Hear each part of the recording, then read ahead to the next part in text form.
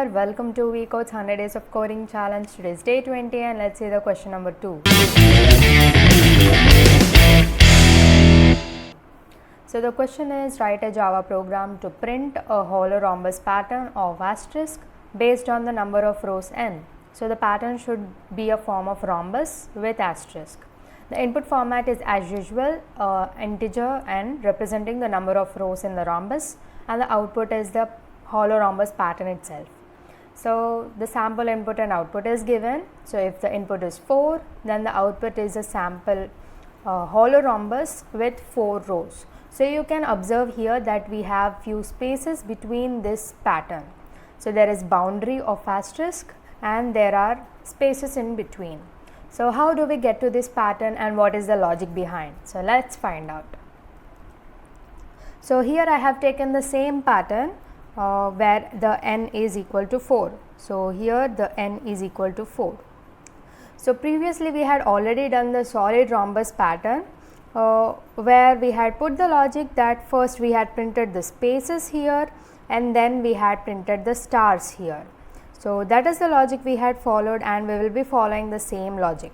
So first here we will be printing the spaces. So how many spaces did we print in the previous pattern, that is solid rhombus pattern? So it is the exactly same number of spaces we are going to print here also. So how many was that? So here we can again observe. So in the first row when I is equal to 1, so let's say the number of rows, the row number is I. So when I is equal to 1, then in the first row how many spaces do we have? So we have around 3, 1, 2 and 3 spaces, because we have the stars in the same column in the respective place in the other rows. So we have spaces here. So we have 3 spaces in the first row. Okay, we will keep it that. So 3 spaces in the first row, and then we can observe we have 2 spaces in the second row, and then we have 1 space in the third row, and finally we have 0 spaces. So what is the logic here? So this 3 is like for number of rows n is equal to 4, and a row number 1 we have 3, and when row number is 2 we have number of rows is 2. So there is some relation between this n and I, right? So this number of spaces is equal to n minus I. So this is the same logic we followed even in the solid rhombus pattern. So the logic is, we will first print the number of spaces, that is n minus I, in each row, and then we will go to the rhombus pattern. Okay, we are done with the spaces. So now what we have to do is we have to print this hollow rhombus pattern. How will we do that? So we had already solved a hollow pattern before, that is for a hollow square. So what was the logic behind that? So then we had followed a rule that whenever the row number is 1 and or the row number is n, or the column number is 1 or the column number is n, so that is the boundary condition. So whenever the boundary condition is true, we had printed the star, else we had printed the spaces. So this is the logic, and we can follow the same logic here also. So the first thing is we have to print the spaces, and the second thing is we have to put the boundary conditions. If the boundary conditions are true, then we will print the space, we will print the star, else we will print the space. So that's it. So you can also check this pattern as a tilted hollow rectangle. So a hollow rectangle would look something like this. So you will have asterisk in the border. So this would be a hollow rectangle. So what if we bend it a little bit? So it would be like this, right? So doesn't this look like a tilted rectangle? So this is just for visualization purpose, and it will be very useful for understanding how these patterns are and to know the logic behind the code. So now let's do the code and check if it is working or not. So I have already created the Java file. Let me open it. I have named it pattern.java. So firstly I will define the variable to take rows. So let it be int rows, and let me give it as 5 this time. Okay, so this is done. So firstly we will be iterating through the rows, that will be the outermost loop. So for int I will declare the temporary variable I from 1 and this will be till the number of rows and I plus plus. So this is for the rows. So now what do we have in the rows first? Firstly we have to print the spaces. So let me print the spaces. For this again I will create a for loop. Let it be int j equals 1, j less than equals. So how many spaces do we have in each row? So that is rows minus I, that is the row number, and j plus plus. So what do we have to print? We have to print the spaces and make sure there is no ln in the print statement. So I have printed the spaces. So the spaces is done in the first row. Now what we have to do? So we have to now print the stars. So that is let me write it as hollow rhombus. Okay, it should be the hollow pattern, right? Hollow pattern. So here I will be using again a for loop, and now let me take the variable j again. So there is no doubt we can use the j again, because in a for loop in a for loop when we declare a variable, that variable will be only up to the completion of that for loop. So once the for loop is over, that variable is vanished, that's it. So that's why we can use the same variable again inside the for loop. So now this j will be again going till, so it will be again till the rows and j plus plus. So now what is the condition? So we have to write the boundary condition. So boundary and the condition.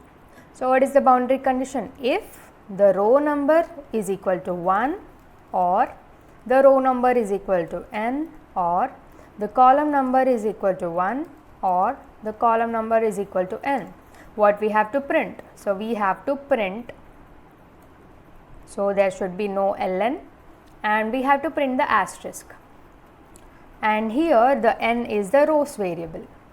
So n is the number of rows, and else, so if the boundary condition is false, we have to print the spaces. Again there should be no ln. So this is the space, and that's it. So I have written two for loops inside the outer for loop for each row. One is for spaces and the other one is for the hollow pattern. After each row we need to go to the next line. So I have written this system.out.println statement. So that's it for the code. Now let's run the code and check it. So let me clear this. So now let's compile the code, java c pattern.java and java pattern. So look at this, we have got our hollow rhombus pattern. So this is okay, but sometimes we also need to see how this code is running from inside. So let me explain you through taking each variable and how this code is working. So which is basically called the dry run. So we'll be taking some sample value of rows and I'll be showing how the variable value is changing in each iteration. So let me copy this code quickly and show you how this is working. So now I'll paste the code here.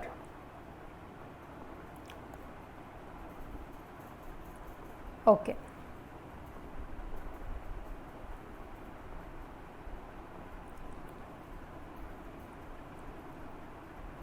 Okay.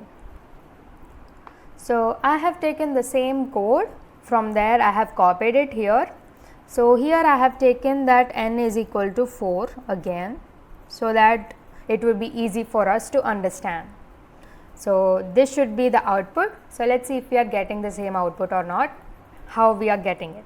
So this is the outer loop for the rows iteration, and inside this we have two loops, that is, one is for spaces and the other one is for hollow rhombus.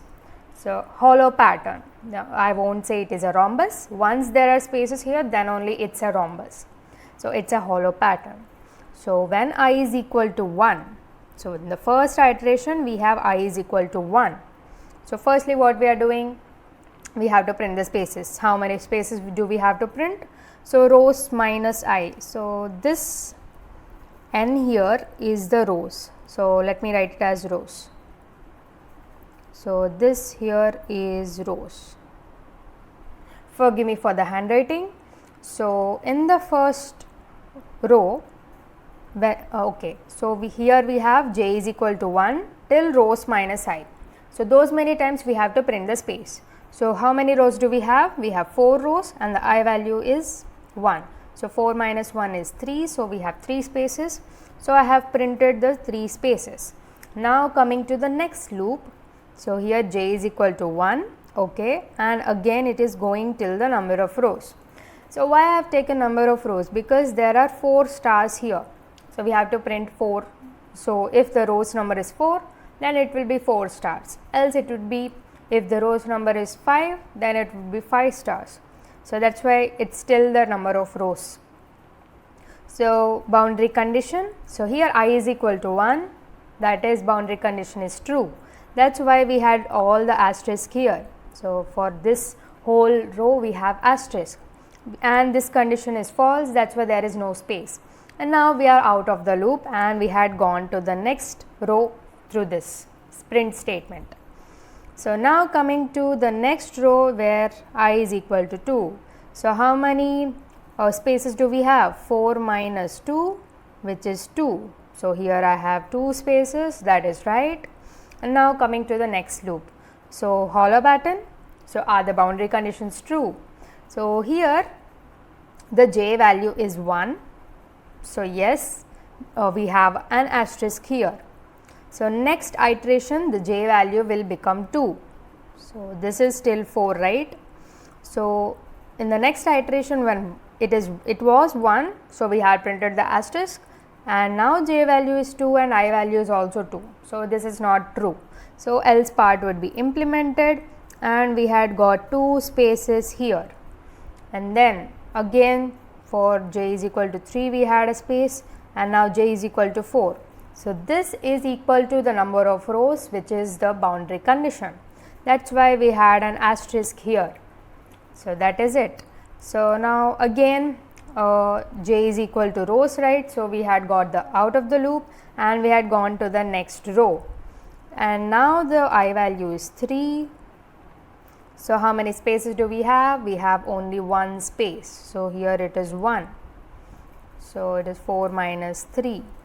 So, 1 space, and then coming to the next loop we have the j is equal to 1 again. So, that is why we had an asterisk, and again j is equal to 2, 3 we have spaces here, and then when j is equal to 4 we have a star. Again in the last row I is equal to 4, right. So, which is equal to the boundary condition. So, we had all asterisk again with 0 spaces. So, this is the dry run of the code, and I hope all of you had understood this pattern. So, this was the hollow rhombus pattern and its explanation. I hope you all got it. So, that is it for this video. Do follow the 100 Days of Coding Challenge by VCode. Thank you for watching.